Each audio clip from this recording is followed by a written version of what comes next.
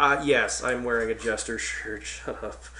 I own this thing. And it was from a Halloween costume I got years ago. But it still fits, and it's really cool and nice and comfy and snuggly, so I think it's pretty awesome. Greg, this is fucking terrible advice. You can't just tell people to put on a shit-eating grin and then expect all their problems in life just to fade away and then be accepted by a group of friends who can only accept you if you're always, like, upbeat. If I knew somebody was going through a rough patch in their life and they constantly refused to accept that they were going through a rough patch in their life, then I would actually stop being their friend. I like being a person that's a helpful person. I like being the kind of person that likes to reach out a helping hand and be like, hey, you know what, I'll pat you on the back and tell you, look, things ain't as bad as you think they are.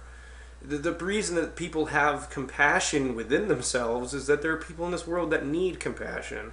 The story your lieutenant colonel told you, I don't believe that anybody actually told you. I think somebody made it up. Maybe your girlfriend, who's an immature little brat, or you, who's a stupid fucking sociopathic twat. That aside, come on. That story basically just tells me this. Don't marry someone that can't be there for you. Okay, we all have down days. We all have bummed out emotions every now and then. It's a part of the human condition. We're not just empty shells waiting to be filled with happiness just because there's a smile on our face. Because if you think about it, sometimes all the smile really equates to is you just telling yourself to flex the muscles in your face and, you know, I mean, we're not always happy 100% of the time. Granted, if you are a negative Nancy, I will agree with you that more people are going to view you as a negative person. But your advice fucking sucks in the respect that you just think that all you have to do is be happy and everyone will accept you. No, that's not true. And it's actually really fucked up to say. Especially to the audience that you reach out to in this video. I mean, granted, your fucking audience is like a bunch of 14-year-old kids. Name a time in your life where you're like actually more depressed about dumb shit you shouldn't be depressed about because as an adult you realize how little it mattered. Usually when you're 14. You know, I'm sorry, but I wouldn't want to be around a group of friends that only accept me because there is a shit-eating grin on my face. Like, life sucks. Yeah, sometimes you just, I don't know, maybe it's just that whole goth thing that I'm into. It's just life sucks. And, well, I really can't change that fact. I'm going to put on a Susie Sue record, and then by the time I'm done listening to it, I'll feel a little better because it took my mind off things. I don't get where this advice is supposed to really benefit everyone. It's common sense, but at the same time, it's kind of screwed up.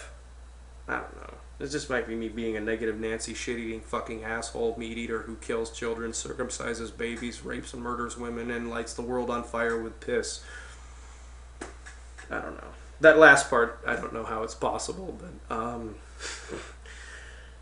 like I said, you just can't put on a shit-eating grin and then expect the entire universe to be like, well, here's a ray of sunshine. Oh, like if I had a friend who was going through something like let's say if I had a friend who had a relative who passed away or something, and I'd known about it, but they never talk about it.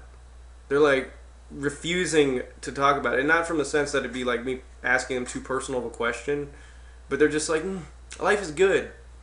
And I'm like, yeah, didn't like someone you know pass away? And they just keep putting on a smarmy facade. That's not the key to happiness, dude. That's the key to mentally breaking yourself. That's the key to making things that really should get you down, not get you down. And that's a good way to fuck yourself up pretty bad. I digress. I think that most of the people that are going to watch this video are stupid, empty shell 14-year-olds who need to be filled with some sort of emotional solace because they think the world sucks. And they're going to grow out of it as adults, hopefully. Because, don't we all? Unless for people like you. But, I don't know. My advice to anybody that's in a slump like that, where people are perceiving them as a negative person, is don't worry about it. Because if everybody in the world does look at you as a negative person, that just means that they're a judgmental asshole and they're not really a friend. A friend is there for you. A lover is there for you. Anybody you're in either a friendship or a relationship is with you as a friend or girlfriend or just any kind of significant other you might have. Even a fuck buddy that cares about you, for example. They're around and they like listening to you because they care about you. You don't have to fucking feel fearful to talk about your problems to somebody, especially if they have cared about you for a long period of time and they've been there for you for a long period of time.